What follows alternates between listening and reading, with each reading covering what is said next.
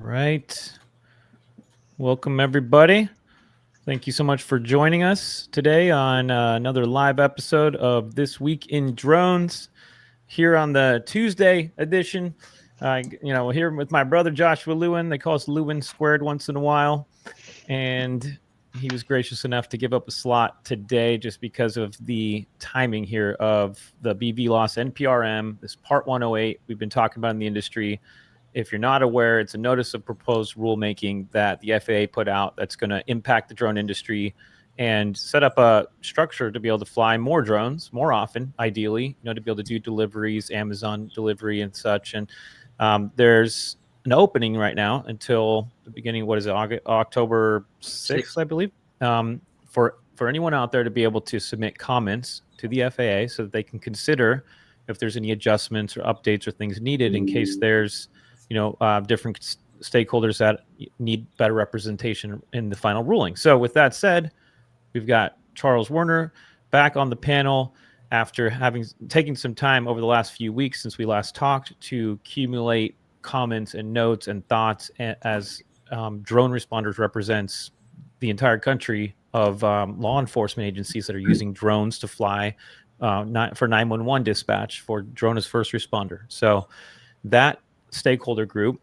has some thoughts, has some some things that they like about the ruling, and some things that maybe need some adjusting so that it better represents that law enforcement piece, right, as the rule becomes more final. So we wanted to give him the floor today, and of course the amazing Michelle Duquette is joining us as well with her expertise on integrating drones into the national airspace as part of decades in the industry as well, in the aviation world. So with that said, Charles, wanted to ultimately just invite you back, or I'll pull up a slide here so folks can see what Charles has done. Here's our pretty faces again for what we're doing today. But Charles put together on their website kind of a set of observations about the ruling and some objectives that he wants to encourage us as a community to make sure that we input in our comments. And so I put the link in the comment section here just below. If you're here joining us live or even after the fact, you can scroll through, find my comment, or I dropped a link right to this page so you can either follow along or go back later and reference this. But wanted to pull this up as we deep dive this conversation. We are live if you're joining in here on Tuesday. So submit comments as we go through. If you have any thoughts, anything we missed, anything you want to get clarification on, and let's make this a two-way dialogue. And then the last thing I'll say before we dive right into the conversation is I wanted to shout out for our amazing flight crew members, Andrew Bowen, Zeb Nadler, and Chris Schaefer for making this episode possible. These are amazing partners of the podcast, and I just want to encourage everybody to go look them up. Let's expand our networks and collaborate and work together. And Andrew's doing a bunch of work in California with like FIFA and the Olympics coming out there regarding drones. So great conversation if you want to reach out to him on that. Zev, I really wanted to highlight today, and Charles could pick up on this too with more information, but Zev is heading up the working group for drone responders with TAC server and training and resources for law enforcement agencies that want to start leveraging TAC as part of their implementation. And so, Charles, great choice on that. I've known Zev for quite a while. And again, go follow him and look him up. And then Chris Schaefer as well. Doing all kinds of really cool things with drones. So with that said, Charles, I'll hand it to you. If you want to say anything else too about the TAC piece, if I missed something there, but otherwise, take it away and bring us into the top of the conversation. Yeah, I'll just wrap the TAC up thing for now. Is that we will have a sandbox that people can actually come in and learn and practice of how to use TAC, so that it will be some learning sessions and going forward. But I want to defer to Michelle Duquette for a minute to kind of set the stage of this whole thing about the rule and where we are and why some of these things maybe aren't what we'd like them to be and going forward. Sure. Thank you, Charles.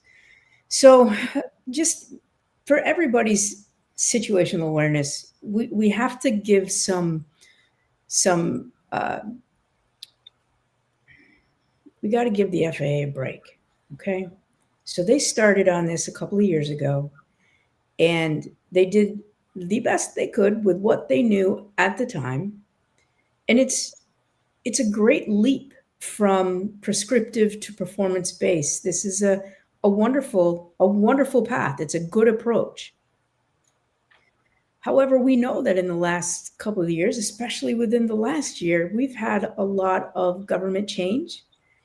Our administration changed, and therefore, pretty much all of our processes are affected in some way, or either changed or delayed, or just put on hold for a minute until the new folks get into their new positions and get comfortable. Remember, this is the drone community, right?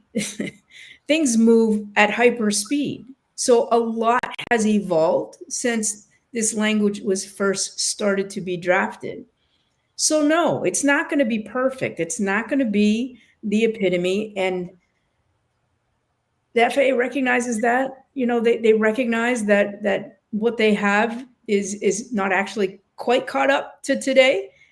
But boy, it's a good step forward. There are some things that do need to be addressed. There are things that perhaps are a little bit controversial that need to be ironed out. There are things that, that's just a whole new way of thinking. And so we've got to continue to talk about it, and getting your comments in is super important. To have that conversation, get those comments in, let them consider what it is you're thinking. I think that the last thing I want to say about this is we are a nascent industry, right? So we're learning as we go. And this is an FAA mantra. We're learn by doing. So please don't think of the Part 108 as a way to end all waivers. The FAA learns by doing. And the waiver process is a very deliberate way for them to learn. The drone community isn't the only community that's ever used a waiver. They weren't created just for drones. Waivers have been used, waivers and exemptions have been used for decades in legacy aviation.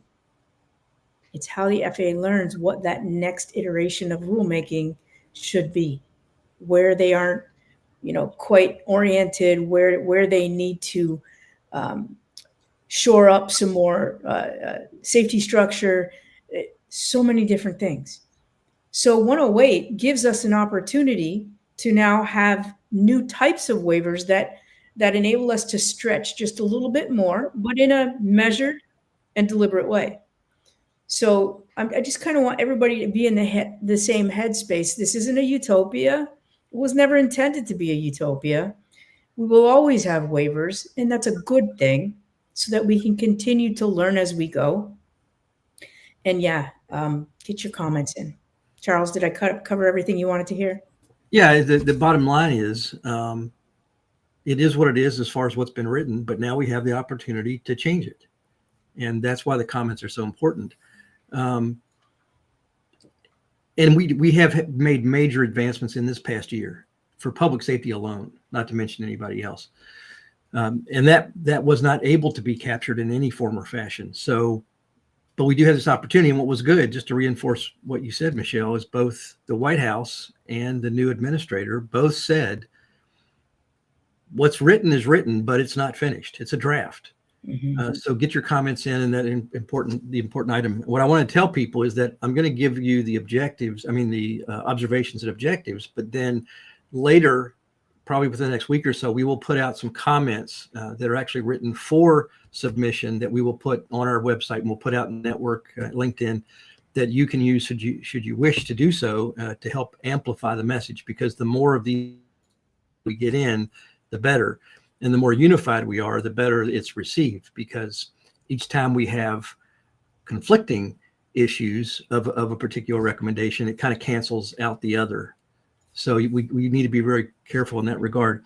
I would tell you that if you do have some things that go above and beyond what I've seen here and what we're going to put in the comments, feel free to send me an email at charles@droneresponders.org, which is at the bottom of that blog listing and the link that David provided. But let's just go down the list.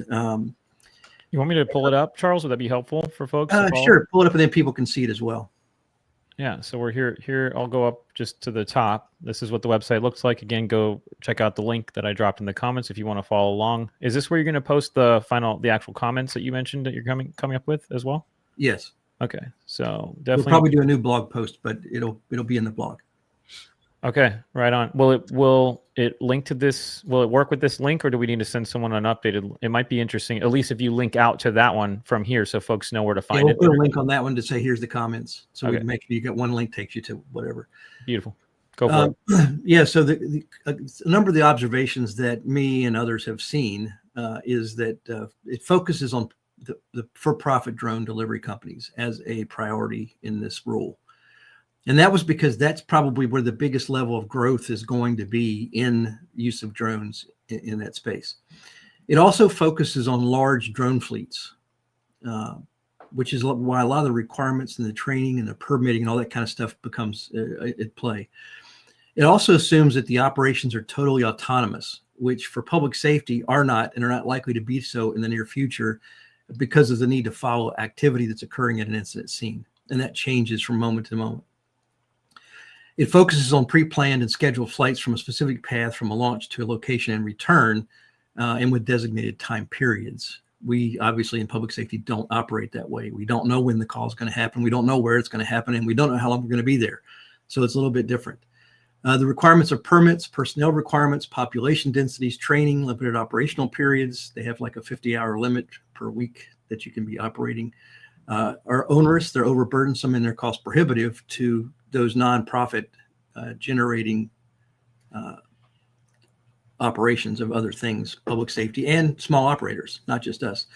It assumes public safety operations are emergency life-saving missions only. They are not routine, they are not daily operations, and are more likely to be during disasters or to assess difficult terrain. I will say that, one other thing that's important here that I didn't include is that the observation is that Part 107 BVLOS waivers go away. That's an assumption that's being made. The idea, because we have many operators, as I heard in the panel last week, is that there are many operations that are BVLOS, whether it's public safety or just small operators that are operating perfectly. And why can't they continue in the future? Because they're not going to be autonomous, they're not going to be fleets, and they're more restricted operations. So you might be wanting to do the public safety obstructed shielding waiver, which is a mile beyond visual line of sight under Part 107. Well, that could go away. So that will be one of the things we look at. And the last thing is that, as we've learned, the shielded word has really come up big in the past year of how they've allowed flights to go beyond visual line of sight with drones by using shielded operations, which means buildings or obstacles create a shielded area to where if aircraft is flying that close to the building or the obstacle, we got a bigger problem than the drone. So that gives that a level of safety and kind of a barrier to allow drones to operate in those spaces. And we can go on up to the next thing. Now, here's some of the objectives that we want to do. So in the past year, and again, this is what Michelle hit on earlier, is what was written 2 years ago. And it's been a start, stop, start, stop. They don't know quite what to do. And they couldn't get into new revised rulemaking because there's pressure to get the draft rule out so that we can then work on it and shape it to what it needs to be. So what we need to do is preserve what public safety has gained in the recent DFR and BVLOS waivers by utilizing the certificate of waiver templates and the process that have simplified and accelerated the current waiver process, and look at inserting that into Part 108, like maybe into the civil interest section. Now, there have been conversations. I've had people reach out to me from utilities and from critical infrastructure about maybe creating a new critical infrastructure section that includes all of this. I don't know how that's going to play out yet. I'm trying not to confuse too many issues with one. So I'm trying to make sure we get the requirements in somewhere.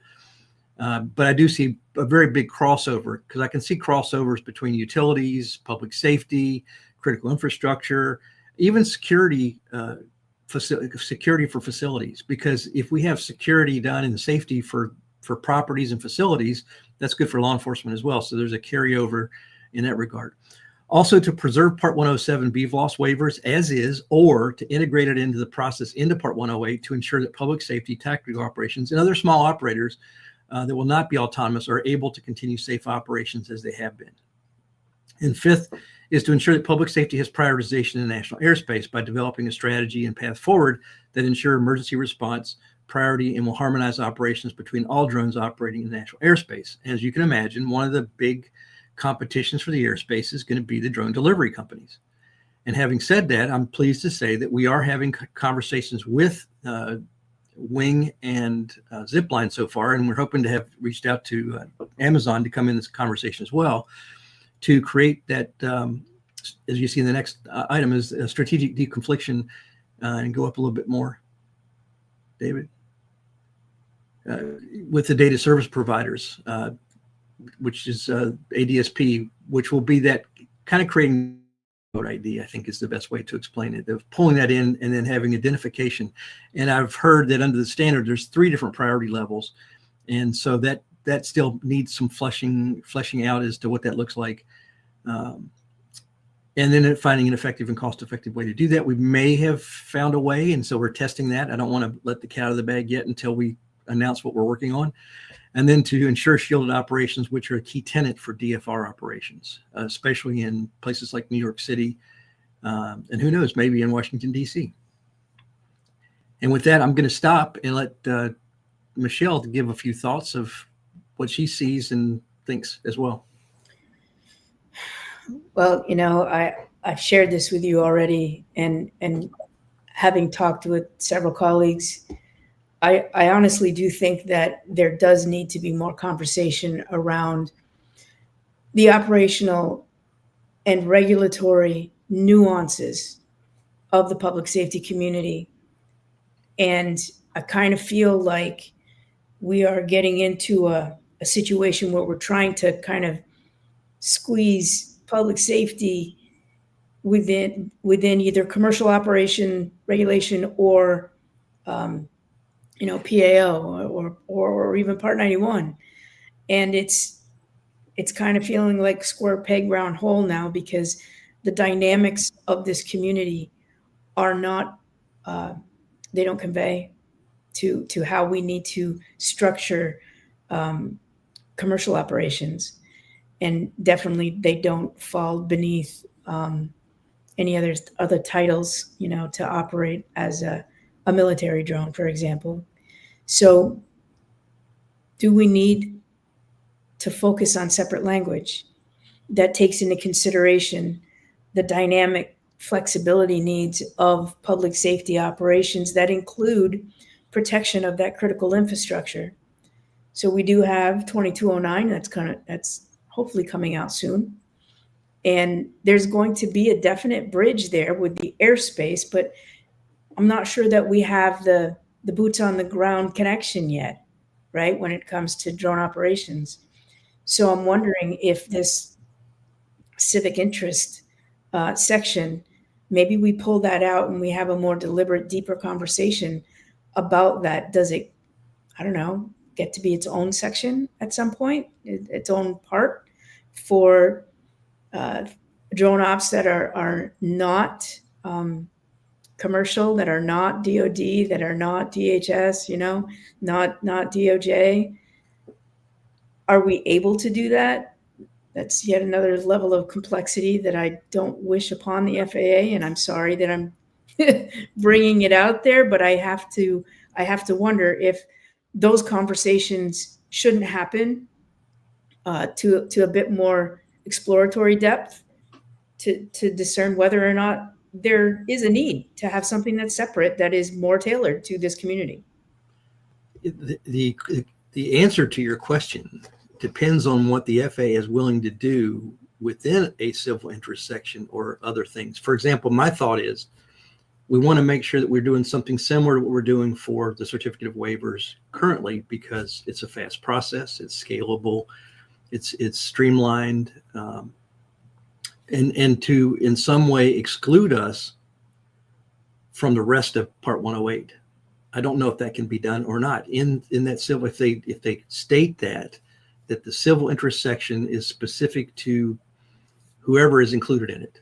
I don't think necessarily public safety alone is what needs to be in it. It might need to be broader than that.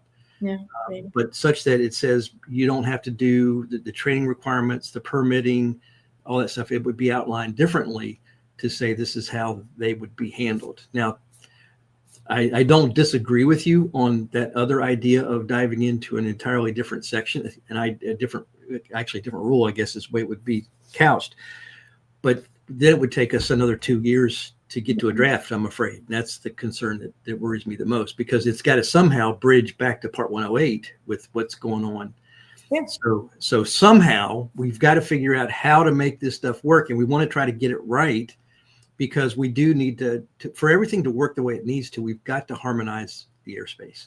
Yeah, agreed. And so what I'm hearing is that we want public safety to be able to leverage what this collaboration that has happened with the FAA to date, so that we've streamlined the waiver process in order to be able to continue those kinds of operations and be able to leverage that process for beyond visual line of sight operations that push the envelope even further. And I would also offer that perhaps there's an opportunity to not have to have waivers anymore for the public safety community. If you remember years ago, before 107, the FAA came out with what they called a blanket COA. And that allowed certain operations below 400 feet, or I think we started at 200 feet, to be able to operate with, a known set of mitigations. And I think we have learned enough with the public safety community. I mean, we've got a lot of intelligence out there now. We know how these things operate. Even in the most uncertain situations, we still have a feel for how we're using these drones. And there might be an opportunity for us to help the FAA recognize a blanket COA like some kind of structure that doesn't even need you to put waivers in. You just apply. Yeah, that's a really great point. Here's an idea. I would say what we're doing now with certificate waivers is the closest thing to what you're doing and seeing as references permits. So that if you submit the form and check the boxes and sign it and submit it, that's your permit application, and then it's approved. So it's not a waiver. And so I think what the FAA has done, and I got to give a huge shout out to Flight Standards and ATO for the work together that they've done, because they've done something that's never been done before, to where Flight Standards is giving the waivers based on conditions, and with an automatic airspace approval in controlled airspace, with the given conditions that they put in place for 200 and 400, and flowing below the facility map grids, and then also allowing us to have tailored airspace in some of those other grids, which we're seeing happen now. So to your point, I think that might be the model that says we're still going to have you do a permit, so we know who you are and what you're doing in the airspace, so that if we also need to contact you because of issues that may arise, we have that contact information. But I think we have the closest thing to a permit process that's already been built by what the FAA has done with our certificate of waivers for the beyond visual line of sight operations. So I think that's a very interesting point that you brought up that I hadn't really thought of maybe massaging that in such a way that it fits into Part 108 a little more. There you go. And it's not perfect. It's not a perfect one-to-one. There are nuances about the public safety mission. I mean, it's very dynamic. And so putting structure around it is tough. And knowing that you have secured the airspace regardless of what the mission is or when it is, that's a risk, and that risk needs a mitigation. So the FAA they've got this unfortunate job. It's really hard to figure out how to put mitigations in place that, number one, don't hamper the mission, because the mission is a priority and it has to happen. But number two, they also have to ensure that whatever they allow is not going to have a negative impact on the rest of the operators in the airspace. And I think it's interesting what you're saying is true, is that, when they, again, it's been a learning process. And John Meehan would be the first one to tell you that he, as along with everybody else, had a very reserved approach as to what they were doing. And the reason the DFR didn't exceed more than what it did in the time period, because you don't know what you don't know. Yeah. And their main mission is to ensure safety. That's right. And so while they want to integrate these public safety applications in, they've also got to make sure that the aircraft that's already flying in the airspace doesn't have a new hazard in its way. And I think that this time is they now had an understanding that the chances of a drone on general aircraft aviation was 10 to the -7. Yeah. 10 That's, to the -9. well, maybe 9 now, but it's as close to zero as you can get without getting to zero. But then what they did was something interesting. Again, it said, well, if you want to fly drones as a first responder and you want to fly, this goes into that population density piece, is that now you want to fly over these populations, we're going to add a parachute in. That means that we mitigate what might happen on the ground. And this And is, Charles, I think this is where you are able to now add a variant. So public safety, they can't plan their operations around population densities. You know, crime just doesn't work that way. So there needs to be a way for public safety to be absolved of that. And the only way to think about how to go about that is to make sure that that aircraft that they're operating has safety mitigations in place that reduces the risk enough to where it becomes an acceptable level of risk for public safety operations. I'm not saying an acceptable level of risk to public safety. I'm saying an acceptable level of risk to the FAA for public safety operations. And that's not been defined yet. Well, I think that's where the addition of the parachute, addition of an anti-collision light. It's one thing, but this is something that you as the public safety community could help the FAA think about what those mitigations could be to get to an acceptable level of risk definition for the public safety community. And I think that's what's happened with the certificate of waivers. I think that was the kind of the bridge that said, okay, because DFR programs in the beginning totally did not require parachutes. Mm-hmm. And, you know, and I'm just, for anybody listening out there in DFR programs, I'm sorry, I'm a big proponent of parachutes. We have to look out for the safety of the people that we're serving, and injuring one to save another is not part of our agenda. That's not how we work. And so that was allowing those flights because they were still of minimal risk. But as we start seeing the increase in the number of DFR programs and flying over populations, we've got to make sure that we're taking those extra steps forward. And I think that an ongoing conversation back and forth between the FAA and public safety about how we get there is really critical. And that's what we did with the certificate of waivers. So now it's ADS-BN.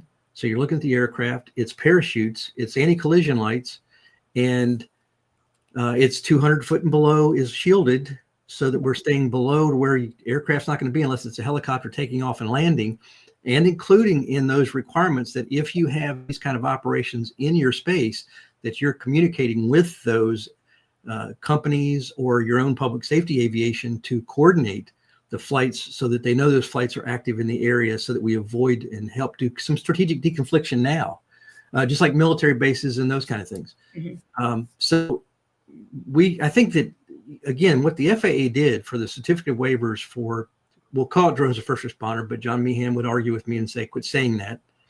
DFR means 10 different things to 10 different people. So to talk about what are you trying to waive and what are you doing to mitigate the things you're asking to waive? And I think that's true. And we're seeing the same thing now starting to carry over into the security, where we're seeing that they're called automated perimeter patrols. So it's a new comment, like a drone as a first responder, but operating from a facility to do security perimeter automation within 200 feet, shielded, ADS-BN, parachute. Does that sound familiar? Maybe a little bit. And so it's carrying over, and it's because we feel like it's safe. And they're going to be in even a better situation because they're confined to a very specific perimeter of their property.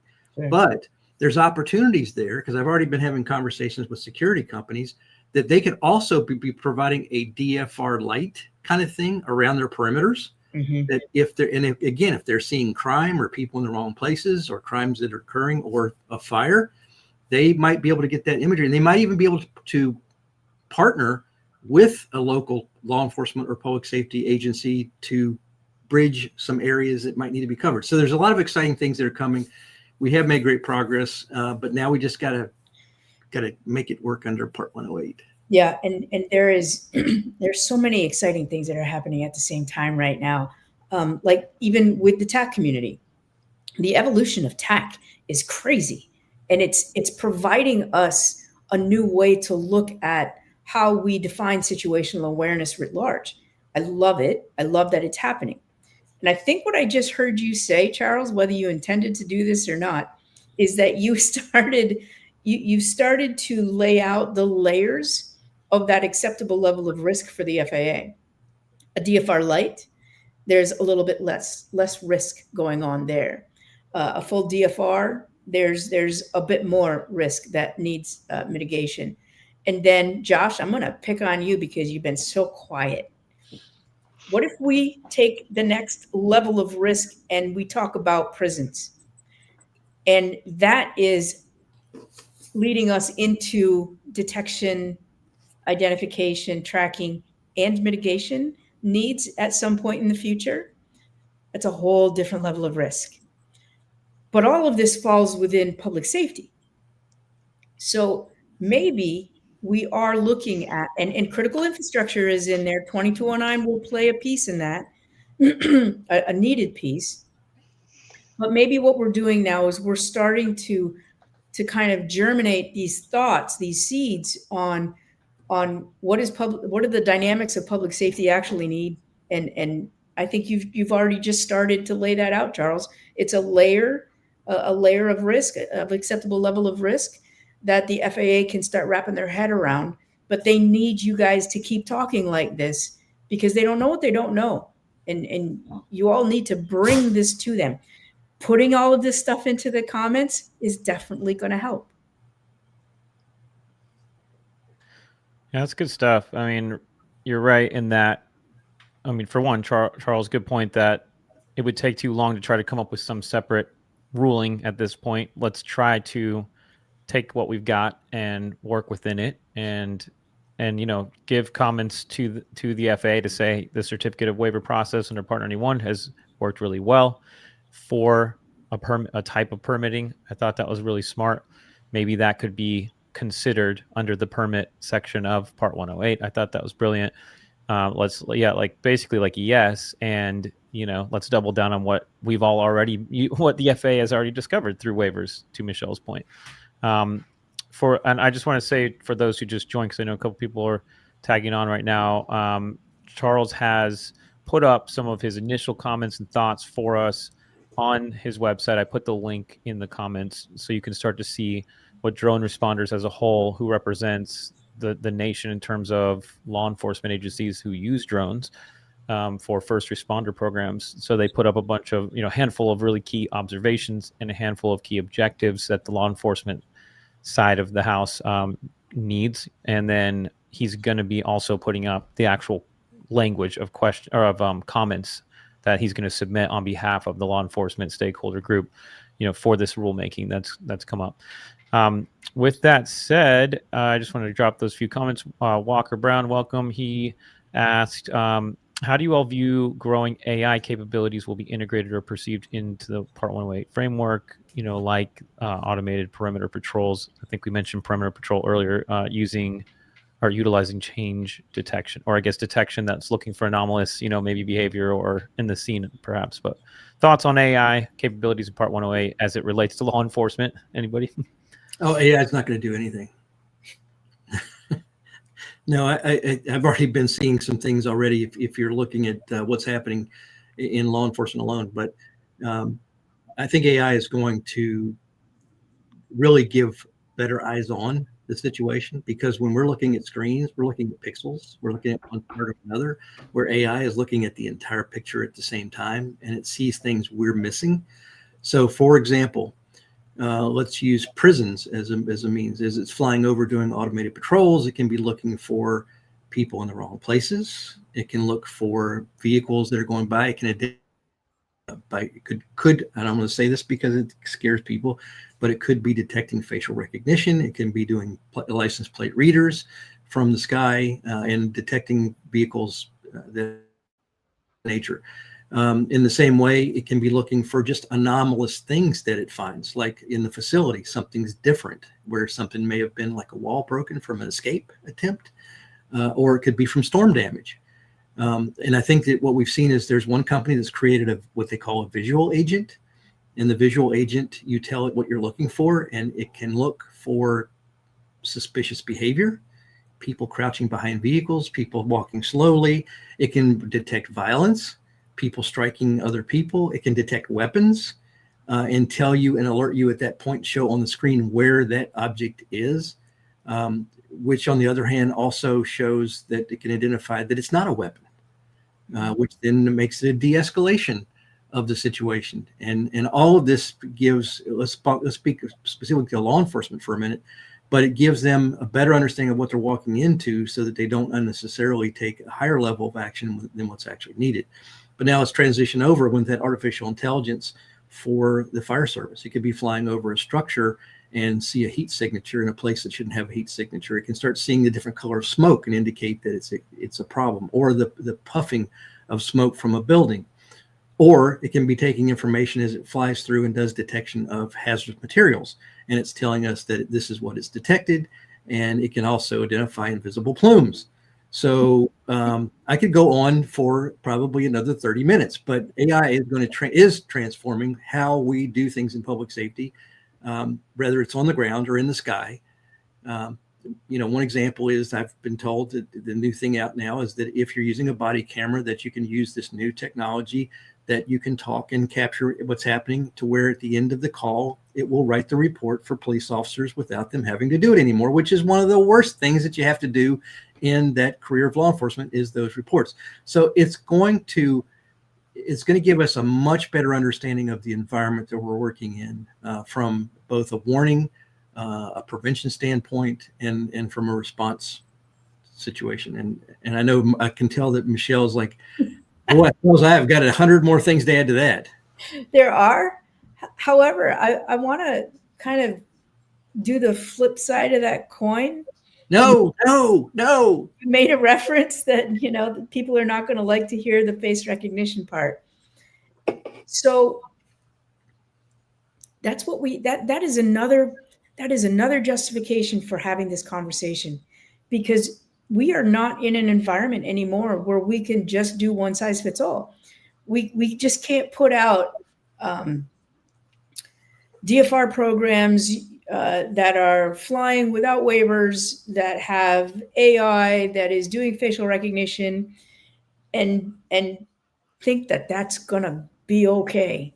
That is not going to be okay. Yeah.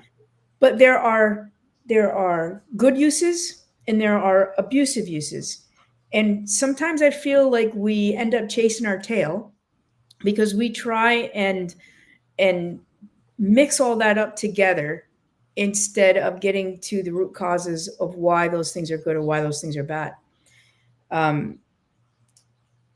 This is another hurdle that the FAA has, because it's their responsibility to coordinate with all of those other groups who have a very valid argument. They have a fear, they have a concern, whatever it is. And the FAA has to contend with that while they are figuring out what these waivers need to be or what this new rule needs to be. And that is really, really challenging. So again, as you're thinking about the comments for 108 within the context of everything that we're talking about, AI should absolutely be part of your thinking when you're submitting these comments back, recognizing that there are civil liberties that have to be respected. Abuse of technology is certainly a concern, but I'm not sure the technology is the root cause of that abuse. Yeah, I agree with that. I think that to your point, some of this, I think, is beyond the FAA's purview. I think that some of this needs to be allowed to the local community as to what they're going to allow as far as functionality of the drone and how the data is going to be used, which we're seeing now. Is in Virginia, we have very restrictive laws that do not allow DFR in Virginia, because they're still back from the original beginning of, we want to make sure that, and they put the guardrail of saying you've got to have a search warrant for law enforcement to do everything except for one or two things. We now have legislators that say, well, the problem is legislation is always behind technology. And this is a little bit to your point, is what's the legislation need to look like to make sure that it allows what will be for the really benefit the community, but put guardrails in place that say we're going to protect privacy, we're going to protect civil rights in that process of going forward. So we're doing that now with legislators in Virginia. So to your point, Michelle, it's really important to say this, is that we work with the delegates to craft legislation going forward that does just that. It says law enforcement can do drones as first responder, but here's the guardrails. For example, it's not going to record until it gets to the scene. That it's going to have the same requirements on that data as any other data that you're collecting, body cams and everything else with procedures, that you're going to be transparent with your program, what you're going to do, what you're not going to do. All those things play into doing this to make sure that you maintain community trust. Because when you lose the community trust, everything goes to hell in a handbasket really quick, and it's hard to restart the process.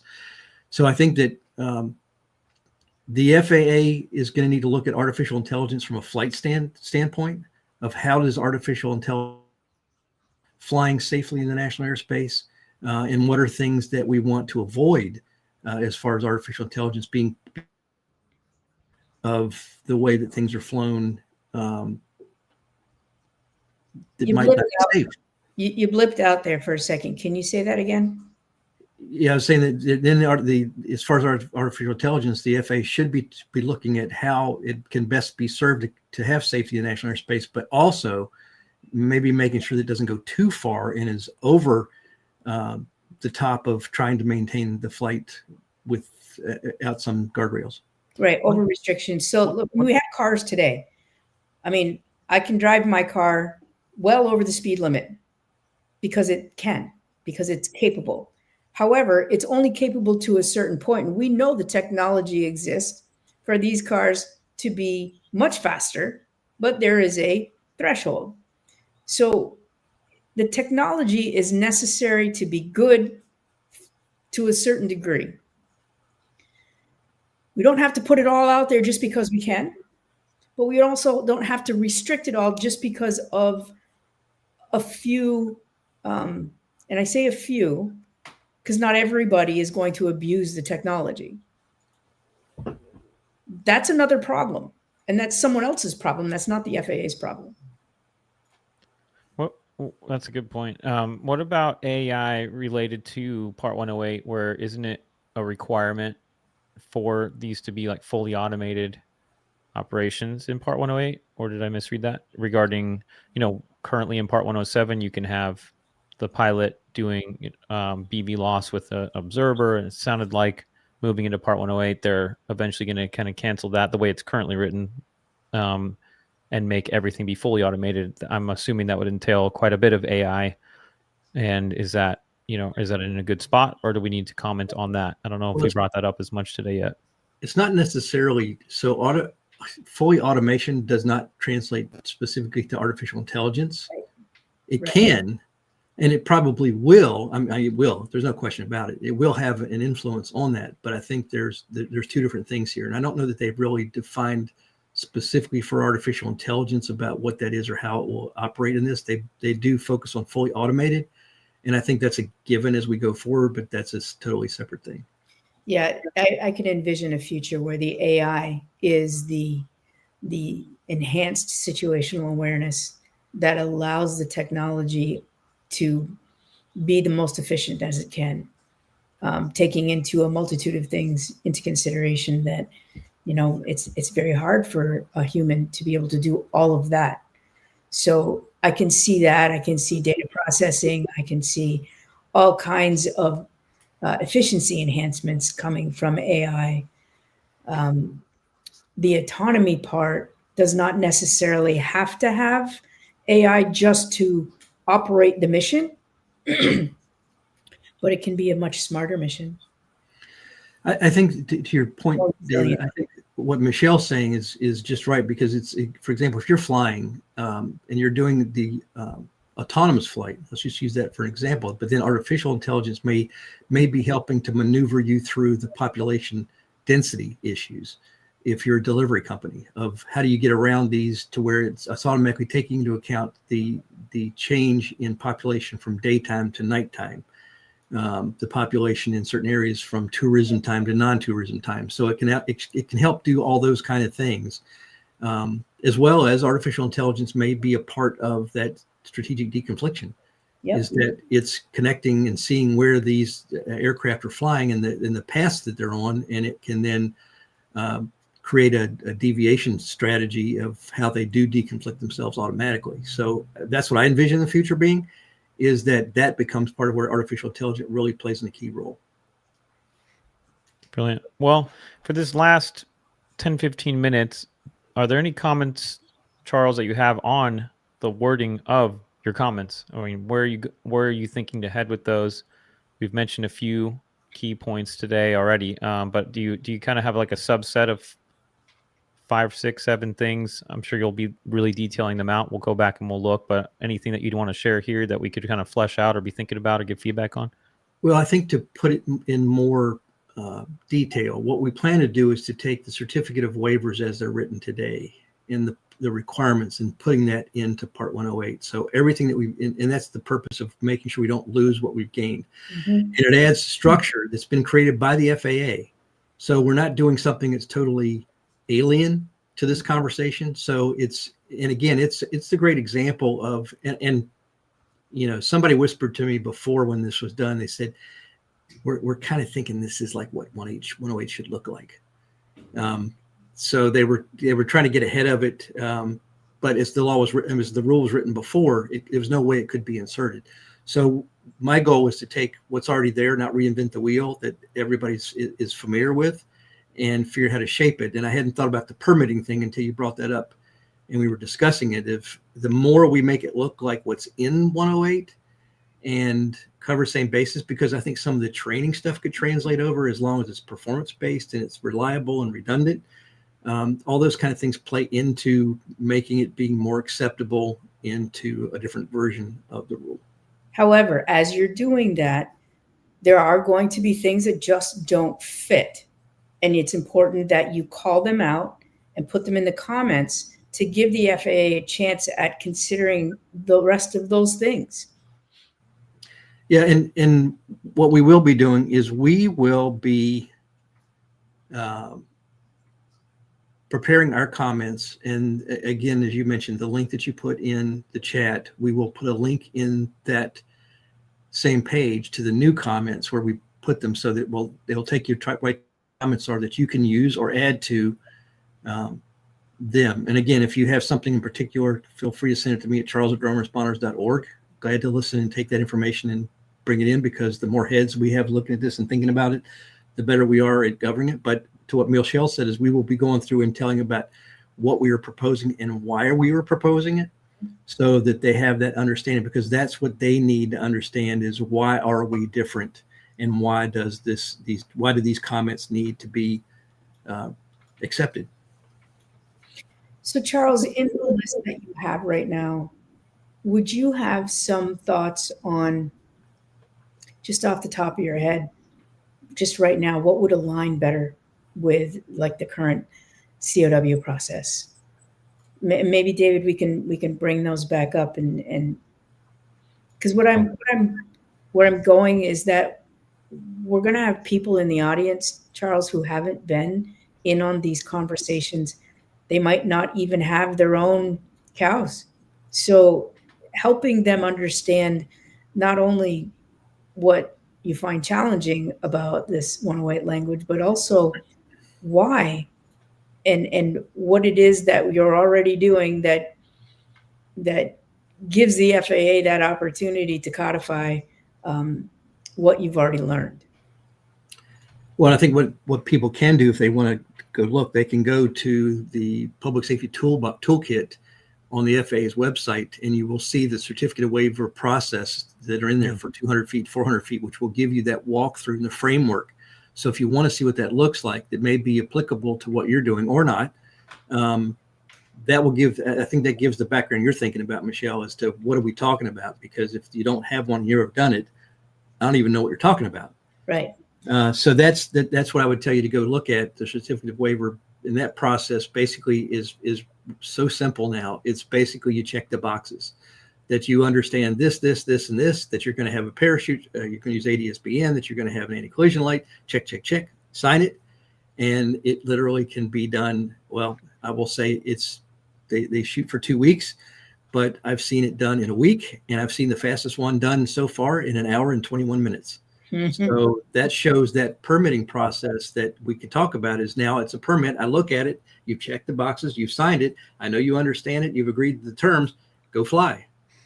And I think that's, again, it is very seemingly made for this to fit right in. And if we look at, you said we took the permitting and the training and the pieces that are in Part 108 and maybe nuance them a little bit as to why they need to be this way. I think that's a great idea. That's great. Is that the public safety toolkit page on the FAA website or something else? Yeah, pull the public safety toolkit. Here, also this one right here. Yes. Yeah. Okay, great. So, Yeah. Charles, I'm going to put words in your mouth. You let me know if if this is actually what you meant. But what I think I heard is that perhaps you can go back and review the comments that you've collected and drafted so far through the lens of perhaps this 108 permitting, where if we are able to do a little massaging, then there is an opportunity for public safety in 108 to continue to do the operations as they have been, with some nuances that still need to be ironed out. So truth be told, while I have my observations and objectives, I am working with Hogan Lovells, with Liz Foro and Lisa Ellman to actually do exactly what you're saying, is to nuance this so that it fits into Part 108 in the way that it needs to fit into Part 108. Because I'm sorry, I'm good at what I do, but I'm not that good. And I've got the best, but again, it's like when I've got people like you and others that are helping guide the process, I feel that we'll be successful. And what I love about this entire conversation is that I feel that we have kind of illustrated that 108 it's another step, right? It's the next step. We're not all the way there yet, but it's the next step, and we can figure out how to make it work. For now, we can give comments and advice and counsel to make it better the next time, to make sure that like the next set of waivers allow us to do just a little bit more still within the safety structure of aviation. So I like that 108 is a bridge. It's not the utopia, it's a bridge, because we don't know what utopia even looks like yet. I think the exciting thing, I'll just add this to it, Michelle, is that let's just imagine that we have an automated process that we can go in online and make our application and submit it. Now we've taken something that's done in a week or 2 weeks, and now we've done it to where so two of the big problems right now with the certificate of waiver is that they come in illegible or they're not complete. Mm-hmm. And this automated process would not let you do either. And you would go in and you would pull it up on your screen and would say, you understand this, check. You understand this, check. And you go through your checklist and you do that, and then you sign at the bottom and you hit your button and you get a permit number and you're operational in the same time that you're on the screen. For all the things we've done now, which now takes the waiver process out, which alleviates a huge load on the FAA, and it becomes vastly scalable. Yeah, well, let me take it one step further. There are no waivers for public safety. This is just the permit. Yeah, but let's take it further. There is nothing to ask permission for, because TAC and the UTM services are connected, right? So the FAA now has SA to the level that is meaningful for them on when there are public safety operations going on and where and for how long. And you already have established the safety case for those operations through all the waivers in the past. You don't have to ask for permission anymore. That's that's a little further down the road. TAC is the way, says Andrew Bowen. Thanks, Andrew. But she has given that vision of the future, what the future can potentially look like as we go forward, which is the exciting part of all of this. Agreed. And Michelle is always looking for the vision ahead, giving us that path of how to go about doing this. And I got to tell everybody about this if you don't know it already, is that I looked over Michelle's shoulder when we had the national conference, and she's sitting there and she's doing stuff, and I got my curiosity. I'm like, what is the heck is she doing drawing when we have the conference going on?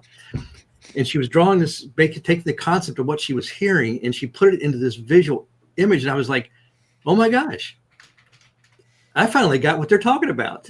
And I was like, I didn't even have to look at it hard. And she is just a miraculous person from taking the concept and putting it into a visual and then giving people that insight. Thank you, So- Jack.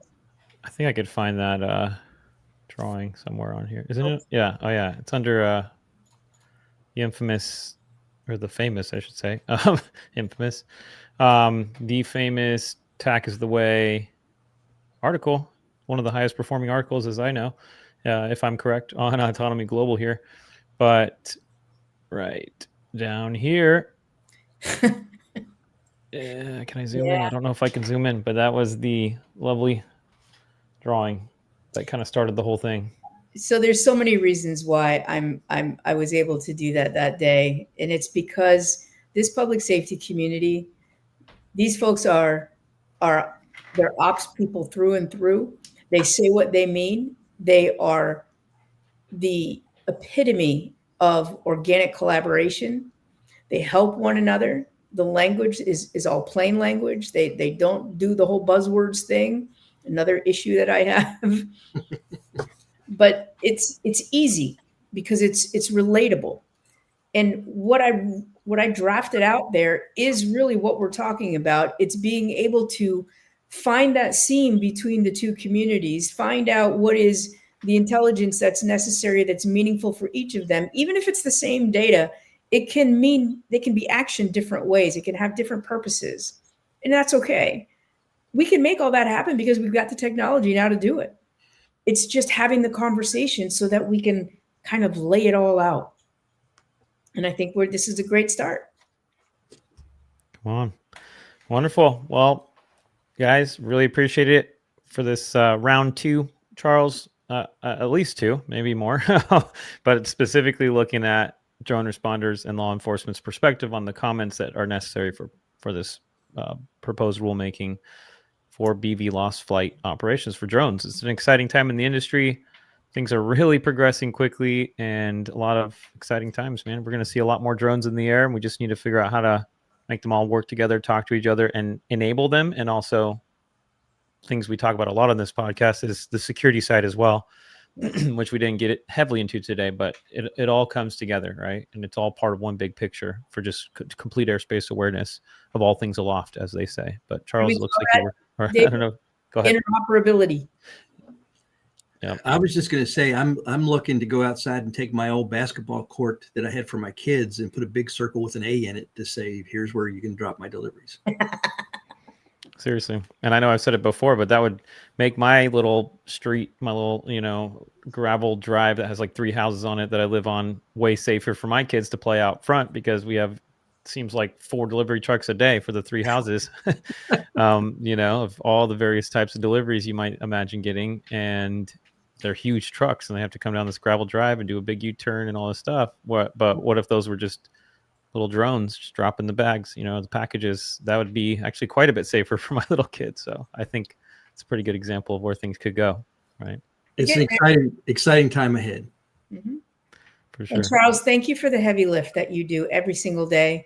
I don't think we would be where we are today with public safety without you and without your ability to see how to make things better and your ability to have relationships with the FAA. So thank you for that. It's amazing what you can do when you work with great people.